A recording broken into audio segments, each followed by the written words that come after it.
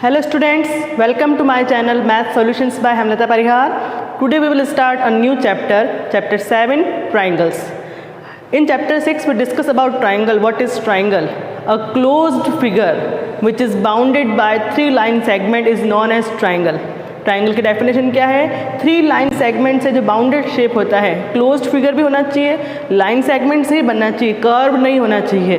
तो ऐसा फिगर जो 3 लाइन सेगमेंट से क्लोज्ड है वो कहलाता है ट्राइंगल। तो यहाँ पर हम ट्राइंगल की डिफरेंट प्रॉपर्टीज़, हम कुछ प्रॉपर्टीज़ चैप्टर 6 में पढ़ चुके हैं कि sum of all angles of triangle is equals to 180 degree. इसके अलावा एक्सटीरियर एंगल्स जो होता है वो इंटीरियर एंगल्स के सम के इक्वल होता है, वो सब हमने पढ़ा था चैप्टर 6 में। उससे और आगे हम पढ़ेंगे चैप्टर 7 में कि ट्राइंगल की और कौन कौन सी प्रॉपर्टीज़ हो सकती है। तो यहाँ पर सबसे पहले ट्राइंगल की डेफिनेशन क्या होगी? ट्राइंगल की definition, a closed figure which is bounded by line segment is known as triangle. आप सभी ट्राइंगल के बारे में जानते हैं, ट्राइंगल कैसा होता है जिसमें 3 लाइन सेगमेंट होगी। अब सबसे पहले यहाँ पर इंट्रोडक्शन में हम ट्राइंगल में एक वर्ड पढ़ेंगे नया, congruency of triangle. Congruency of triangle. Congruency से आप क्या समझते हैं? सबसे पहले तो ये आपको समझना होगा कॉन्ग्रुएंसी क्या होती है। जैसे कि कॉइन है, 1 रुपीज़ का कॉइन हमने ले लिया, और ऐसा ही सेम कॉइन सेम ईयर वाला, जैसे 2005 में बना है तो सेम एक और कॉइन हमको लेना है 1 रुपीज़ का ही और 2005 का ही लेना है। अगर उन दोनों कॉइन्स को एक के ऊपर एक रखें तो वो फर्स्ट कॉइन दूसरे वाले को ओवरलैप कर रहा है। मतलब कि अगर आपने 2 कॉइन को एक साथ रख दिया एक के ऊपर एक, तो ऊपर वाले कॉइन को रखने से जो नीचे वाला कॉइन है वो बिल्कुल पूरा का पूरा ढक चुका है उस कॉइन की वजह से। तो इसका मतलब कि ये दोनों कॉइन्स क्या कहलाएंगे? कॉन्ग्रुएंस कहलाएंगे। इसी तरह से और भी अपनी डेली लाइफ के एग्जाम्पल्स हैं, जैसे कि कोई 2 सर्कल है सेम रेडियस के, जैसे कि ये 3 सेंटीमीटर है और ये भी 3 centimetre. If 2 circles of same radius then this 2 circles overlap each other. अगर मैं इस सर्कल को इसके ऊपर रखूं तो ये दोनों एक दूसरे को ओवरलैप करेंगे। इसका मतलब कि ये दोनों सर्कल्स भी क्या कहलाएंगे? कॉन्ग्रुएंस कहलाएंगे। ऐसे ही कोई भी शेप्स ले लो आप, ATM कार्ड्स जो हैं सब सिमिलर होते हैं। अगर एक ATM कार्ड को दूसरे ATM कार्ड के ऊपर रख देंगे तो क्या दूसरा वाला जो नीचे है वो दिखेगा? क्या नहीं दिखेगा। तो ऐसे 2 शेप्स जिनकी सारी की सारी साइड्स एक दूसरे के इक्वल हो, मतलब कि एक शेप दूसरे शेप को ओवरलैप करे, तो वो दोनों शेप्स क्या कहलाएंगे? एक दूसरे के कॉन्ग्रुएंट कहलाएंगे। तो ये होता है कॉन्ग्रुएंसी का मतलब। अब यहाँ पर हम कॉन्ग्रुएंसी पढ़ेंगे, लेकिन किसकी? ट्राइंगल की कॉन्ग्रुएंसी। तो ट्राइंगल की कॉन्ग्रुएंसी के लिए जैसे कि मैंने अब ट्राइंगल की कॉन्ग्रुएंसी में जैसे कि कोई 2 ट्राइंगल है, एक ट्राइंगल है ये ले लिया हमने A, B और C। सेकंड ट्राइंगल हमने ले लिया है P, Q। अब ट्राइंगल की कॉन्ग्रुएंसी में जैसे कि कोई 2 ट्राइंगल है, एक ट्राइंगल है ये ले लिया हमने A, B और C। सेकंड ट्राइंगल हमने ले लिया है P, Q, R। इन दोनों ट्राइंगल को अगर कॉन्ग्रुएंट कहना है तो मान लो कि ये 2 सेंटीमीटर है, ये 3 सेंटीमीटर है और ये 4 सेंटीमीटर है। तो इधर भी ये 2 सेंटीमीटर, 3 सेंटीमीटर और 4 सेंटीमीटर हो, मतलब कि एक ट्राइंगल की तीनों साइड और दूसरे ट्राइंगल की भी तीनों साइड्स आपस में इक्वल है। अगर मैं इस PQR को ABC के ऊपर रखूं तो ये दोनों एक दूसरे को पूरा ओवरलैप करेंगे। इसका मतलब कि ये दोनों ट्राइंगल्स क्या कहलाएंगे? कॉन्ग्रुएंट। यहाँ पर हमने साइड ली, एंगल से भी हो सकता है कि आपके पास में 2 सेंटीमीटर 3 सेंटीमीटर है और यहाँ पर मान लो 60 डिग्री का एंगल है और यहाँ पर भी 60 डिग्री का एंगल है। तो कोई 2 साइड और एक एंगल है तो भी वो दोनों ट्राइंगल कॉन्ग्रुएंट होंगे। इसी तरह से कोई 2 एंगल है और एक साइड है तो भी, मतलब कुल मिला के कॉन्ग्रुएंसी के लिए आपके पास में कितनी चीज़ों की ज़रूरत पड़ेगी? 3। या तो तीनों साइड्स हो, या फिर 2 साइड और एक एंगल हो, या फिर 2 एंगल और एक साइड हो। तो यहाँ पर इन 3 चीज़ों का आप यूज़ करके ट्राइंगल को कॉन्ग्रुएंट कर सकते हो। तो यहाँ पर कौन कौन से रूल्स होंगे कॉन्ग्रुएंसी के वो मैं आपको बता रही हूँ कि फर्स्ट रूल कौन सा है, सेकंड रूल कौन सा है, पूरा डिटेल में समझेंगे हम इसको, ठीक है। कॉन्ग्रेंसी की डेफिनेशन क्या होगी? Those figures whose shapes and sizes are both same then figures are known as congruence। And यहाँ पर एक वर्ड आएगा, इंपॉर्टेंट वर्ड है CPCT, बार बार बहुत ज़्यादा काम आने वाला है CPCT। तो CPCT की फुल फॉर्म क्या होगी? In congruent triangles corresponding parts are equal. अगर कोई दो ट्राइंगल्स कॉन्ग्रेंट हैं तो वहाँ पर उसके सारे के सारे करस्पॉन्डिंग पार्ट्स आपस में इक्वल होंगे, जिसको हम शॉर्ट में क्या लिखेंगे? CPCT। तो इसका आपको ध्यान रखना है।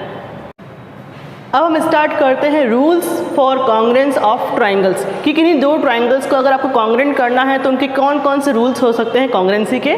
तो उसमें हमारा फर्स्ट रूल है SSS कॉन्ग्रेंस रूल, SSS।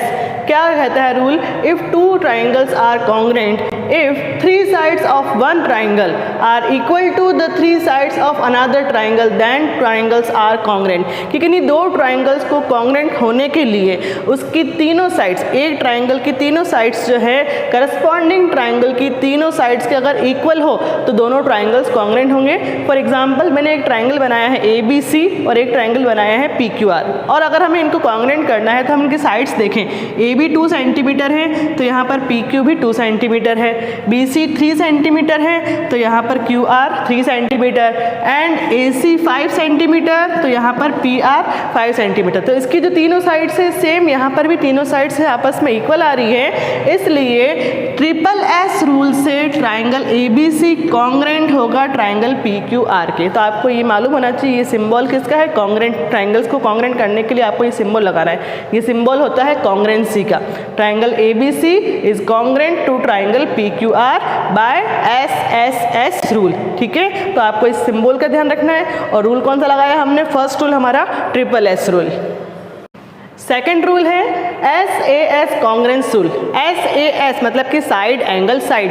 क्या होगा यहाँ पर? If two triangles are congruent if two sides and the included angle of one triangle are equal to the two sides and the included angle of other triangle then triangles are congruent। कि अगर कोई दो triangle से ABC और PQR, तो first triangle की दो side और उन टू साइड्स के बीच में जो एंगल बन रहा है, इंक्लूड द साइड्स मतलब कि उन दोनों साइड्स के बीच में ही जो एंगल बन रहा है, ऐसा का ऐसा दूसरे ट्राइंगल में भी कोई दो साइड्स है, उन दोनों साइड्स के बीच में जो इंक्लूड है एंगल, दोनों अगर आपस में इक्वल है तो साइड एंगल साइड। तो आप देख सकते हैं जो हमारा नाम है SAS, उससे मालूम चल रहा है कि दोनों साइड्स के बीच में ही एंगल होना चाहिए, इंक्लूड होना चाहिए एंगल बीच में। इसलिए आपको ये ध्यान होना चाहिए, अगर आप SAS रूल लगा रहे हो तो साइड होगी, फिर उसके बीच में एंगल, फिर थर्ड साइड आएगी। ठीक है, तो यहाँ पर साइड एंगल साइड रूल से ट्राइंगल ABC कॉन्ग्रेंट है triangle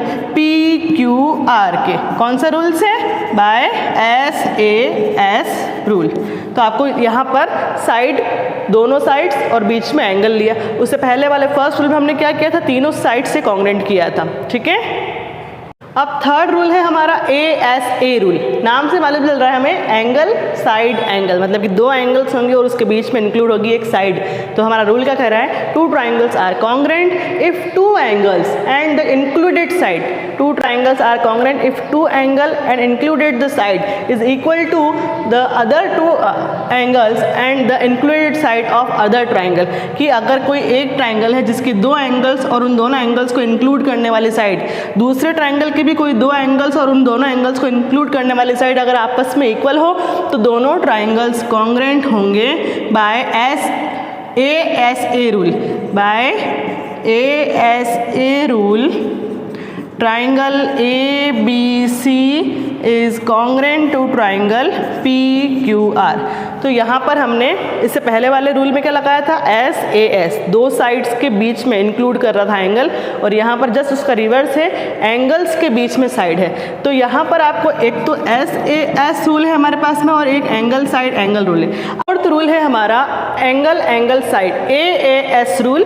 to triangles are congruent if any two angles. तो आप पहले वाला रूल था हमारा ASA, ठीक है, वहाँ पर क्या था? दो एंगल्स और उसके बीच में इंक्लूड होनी चाहिए इंक्लूड साइड होनी चाहिए। यहाँ पर क्या कह रही हूँ मैं, any two pairs of angles and one pair of corresponding side are equal then triangles are congruent, कि कोई भी दो पेयर हो एंगल्स के अगर आपस में इक्वल हो, जरूरी नहीं है उन साइड के बीच में ही हो, कोई भी दो एंगल आपस में इक्वल है और एक पेयर करस्पॉन्डिंग साइड का अगर इक्वल है, कोई भी एक साइड इक्वल है और दो एंगल इक्वल है, तो भी वो दोनों ट्राइंगल कॉन्ग्रेंट होंगे।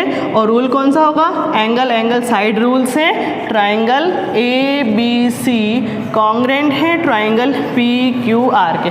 ऐसा क्यों हो रहा है, क्योंकि अगर किसी दो ट्राइंगल्स में अगर दो एंगल आपस में इक्वल है तो थर्ड तो वैसे ही इक्वल होना ही था, ठीक है। यहाँ पर ये 60-50 है, ठीक है, 60 + 50 करेंगे तो हमारे पास में कितना आ जाएगा 110, तो ये वाला एंगल कितने का होगा 70 डिग्री का होगा।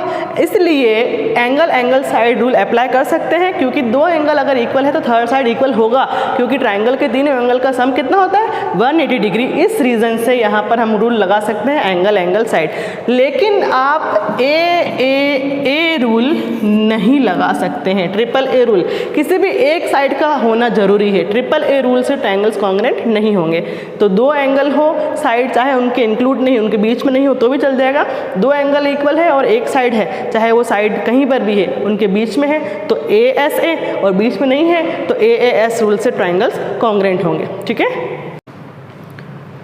फिफ्थ रूल है हमारा RHS rule, RHS right angle hypotenuse side rule. आपको RHS की फुल फॉर्म मालूम होनी चाहिए, राइट एंगल हाइपोटेनियस और साइड रूल है। इन टू, अब यह राइट एंगल यहाँ पे आ रहा है, इसका मतलब कि ये रूल कहाँ पर लगेगा, in two right angle triangles. अगर कोई दो राइट एंगल ट्राइंगल्स हैं then hypotenuse and one side of a triangle are equal to the hypotenuse and one side of other triangle, then triangles are congruent by RHS rule. कि किन्हीं दो right angle triangles के अंदर, अब right angle triangle है 90 degree का angle तो होना ही होना है, उसके अलावा हाइपोटेनियस और कोई एक साइड, चाहे वो बेस हो चाहे परपेंडिकुलर हो, हाइपोटेनियस तो होनी होनी है, बेस और परपेंडिकुलर में कुछ में से कोई एक साइड अगर इक्वल है तो दोनों ट्राइंगल कॉन्ग्रेंट होंगे बाय RHS रूल।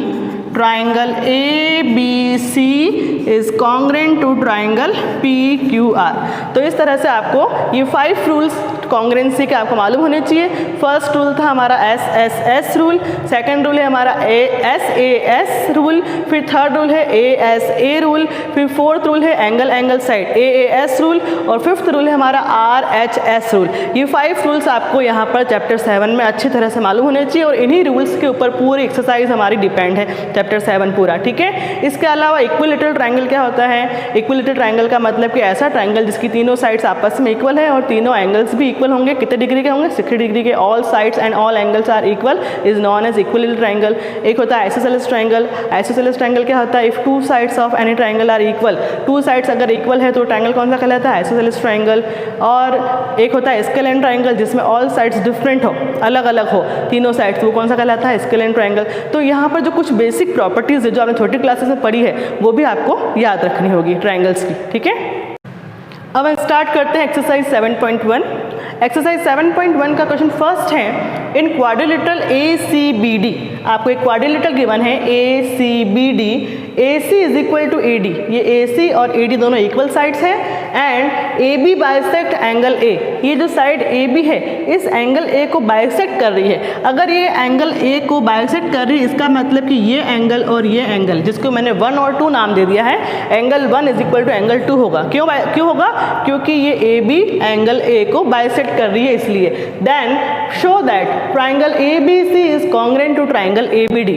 आपको प्रूव करना है कि ये ट्राइंगल ACB और ट्राइंगल ADB ये दोनों कॉन्ग्रेंट होंगे। जो हमने रूल्स लिखे हैं अभी 5 रूल्स, उनमें से किसी रूल को यहाँ पर अप्लाई करना होगा। तो सबसे पहले हमने गिवन, जो हमको गिवन है क्वेश्चन में वो लिखा है, in quadrilateral ACBD AC is equal to AD and AB bisect angle A, और आपको प्रूव करना है ट्राइंगल ABC और ट्राइंगल ABD कॉन्ग्रेंट होंगे। अब हम यहाँ से स्टार्ट करते हैं हमारा प्रूफ। सबसे पहले जिन दो ट्राइंगल्स को कॉन्ग्रेंट करना है उनको ले लेते हैं हम, in triangle ABC and triangle ABD। Triangle ABC और ट्राइंगल ABD में क्या क्या आपको इक्वल दिख रहा है। सबसे पहले हमको दिख रहा है कि AC is equal to AD, हमको गिवन है AC is equal to AD, यहाँ लिख देंगे, ये गिवन है, हमें गिवन में लिखा है हमने AC is equal to AD। दूसरी चीज़ यहाँ पर इन दोनों साइड्स के बीच में क्या आ रहा है, angle, angle 1 is equal to angle 2, और रीजन लिखोगे AC AB bisect angle A, क्योंकि AB जो है वो बाइसेक्ट कर रही है एंगल A को, इसलिए angle 1 is equal to angle 2। दो चीज़ें तो आ गई। तीसरी चीज़ क्या होगी, ये जो AB लाइन है वो इस ट्राइंगल में और इस ट्राइंगल में दोनों में क्या है, कॉमन है। तो यहाँ पर हम लिख सकते हैं AB is equal to AB common, दोनों में जो कॉमन है।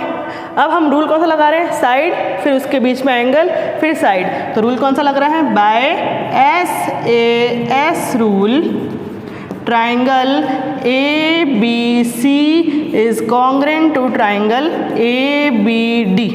हो गया कॉन्ग्रेंट। उसके बाद में मैंने आपको बताई थी एक बात कि यदि दो ट्राइंगल्स कॉन्ग्रेंट हो तो उसके सारे के सारे पार्ट्स आपस में इक्वल हो सकते हैं कॉन्ग्रेंट होने के बाद में। तो हमने इन दोनों ट्राइंगल को कॉन्ग्रेंट कर दिया है, इसलिए यहाँ पर जो रिमेनिंग साइड है BC is equal to BD होगी। कॉन्ग्रेंट होने के बाद तो लिख सकते हैं, तो आप लिखेंगे thus BC is equal to BD, और रीजन क्या लिखेंगे, बाय CPCT। CPCT की फुल फॉर्म मैंने लिखवाई है, corresponding parts of congruent triangles are equal, BC is equal to BD। तो आपको लास्ट में एक लाइन लिखी हुई है, what can you say about BC is and BD। तो हमने क्या लिख दिया कि BC और BD आपस में इक्वल है, यही बताना था आपको लास्ट में। तो ये हो गया प्रूव। हमको ये दो चीज़ें प्रूव करनी थी, कॉन्ग्रेंट करना था, कॉन्ग्रेंट भी कर दिया, और BC और BD के बीच में क्या रिलेशन है, दोनों आपस में इक्वल होगी। ठीक है। क्वेश्चन सेकंड है हमारा, ABCD इज अ क्वाड्रिलेटरल। आपको एक क्वाड्रिलेटरल गिवन है ABCD in which AD is equal to BC। ये दोनों साइड्स AD और BC आपस में इक्वल है। Angle DAB is equal to CBA। Angle DAB ये वाला एंगल, इसको हम यहाँ पर भी कुछ नाम देते हैं 1, और CBA ये एंगल, तो ये एंगल 1 और एंगल 2 आपस में इक्वल है। आपको DAB CBA लिखने की जरूरत नहीं है, और ये दोनों चीज़ें आपस में इक्वल है, तो आपको ये तीन प्रूव करना है। फर्स्ट है इसमें से, triangle ABD is congruent to triangle BAC। ABD और BAC इन दोनों ट्राइंगल्स को आपको कॉन्ग्रेंट करना है। सेकंड पार्ट में लेके आना है BD is equal to AC, और थर्ड पार्ट में लाना है angle ABD। Angle ABD is equal to angle BAC। बहुत कॉम्प्लिकेट डायग्राम है। यहाँ पर सबसे फर्स्ट हमको प्रूव करना है ABD और BAC को कॉन्ग्रेंट, तो हम ले लेते हैं in triangle ABD and triangle BAC। इन दोनों ट्राइंगल में क्या क्या इक्वल है, एक तो हमें दिख रहा है यहाँ पर कि जो आपको गिवन है AD is equal to BC, तो ये लिख देते हैं हम AD is equal to BC, ये हमें गिवन है। यहाँ लिख देंगे हम रीज़न क्यों लिखा हमने ऐसा, ये हमको गिवन है इसलिए। दूसरा, ट्राइंगल ABD में ये एंगल और ट्राइंगल ABC में ये angle, angle 1 is equal to angle 2, angle 1 is equal to angle 2, यहाँ पर भी हम लिख देंगे गिवन है, ये चीज़ है ना। ये DAB is equal to CBA नहीं लेके हमने क्या लिख दिया, 1 इज इक्वल टू 2, कोई दिक्कत नहीं है। और तीसरी चीज़ हमको यहाँ पर लेके आनी है, तो हमने ट्राइंगल ABD और ट्राइंगल ABC के अंदर एक तो AD is equal to BC लिख दिया, angle 1 is equal to angle 2। आपको यहाँ पर एक लाइन दिख रही है AB, ये AB लाइन इस ट्राइंगल ABC में भी है और ये AB लाइन इस ट्राइंगल ABD में भी है। इसका मतलब AB is equal to AB दोनों में कॉमन है। ठीक है, by SAS rule, side angle side rule, triangle ABD is congruent to triangle BAC। Triangle ABD और ट्राइंगल BAC ये हो गए कॉन्ग्रेंट। और अगर ये दोनों ट्राइंगल कॉन्ग्रेंट है तो हमारा जो सेकंड पार्ट है, सेकंड पार्ट में हमें क्या लेके आना था, BD is equal to AC। अगर ट्राइंगल ABD और ट्राइंगल CBA ये दोनों कॉन्ग्रेंट है, इसका मतलब कि ये करस्पॉन्डिंग लाइंस AC और BD आपस में इक्वल होगी, जो हमें लेके आना है सेकंड पार्ट में।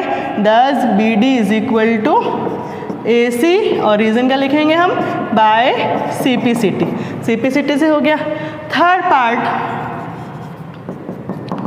थर्ड पार्ट है हमारा एंगल ABD, एंगल ABD ये वाला एंगल, और एक एंगल BAC, ये वाला एंगल, ये दोनों एंगल्स आपस में इक्वल होंगे क्या? यस होंगे, क्योंकि हमने ट्राइंगल ABD और ट्राइंगल BAC इन दोनों ट्राइंगल को कॉन्ग्रेंट कर दिया है, तो उसी का तो पार्ट है। आप चाहो तो इसको मैं अलग से बना के बता देती हूँ। एक तो ये है एंगल, ये वाला ABC, और एक ट्राइंगल है हमारा इस तरह से, वहाँ पर लिखा है A, B और C, यहाँ पर है D। हमको क्या प्रूव करना है? एंगल ABD ये वाला एंगल, और एक लाना है BAC ये एंगल। तो अभी हमने इन दोनों ट्रायंगल को तो कॉन्ग्रेंट किया, और अगर ये दोनों ट्रायंगल कॉन्ग्रेंट है तो सिप्लिसिटी से क्या होगा? ये दोनों एंगल आपस में इक्वल होंगे।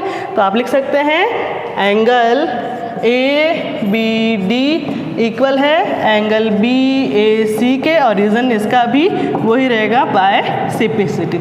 इसका मतलब इस सिप्लिसिटी वर्ड को आपको बहुत ज़्यादा काम में लेना है। अगर ट्रायंगल्स कॉन्ग्रेंट है तो सारे के सारे एंगल और सारी के सारी साइड्स, तीनों साइड्स आपस में इक्वल हो सकती है। तो हमने एक बार कॉन्ग्रेंट कर दिया और सेकंड और थर्ड पार्ट आसानी से हो गया, सिप्लिसिटी से हो रहे दोनों पार्ट्स। ठीक है, यहाँ पर इस CD लाइन को तो इसका कोई जरूरत नहीं पड़ रही है, बट डायग्राम को थोड़ा सा कंफ्यूज करने के लिए CD लाइन बने। हमने इन दोनों ट्रायंगल से ही तीनों पार्ट्स यहाँ पर प्रूव कर दिए हैं। ठीक है, अगर आपको मेरी वीडियो पसंद आई है तो प्लीज़ वीडियो को लाइक कीजिए, चैनल को सब्सक्राइब कीजिए और वीडियो को ज़रूर दूसरों के साथ में शेयर कीजिए। Thank you.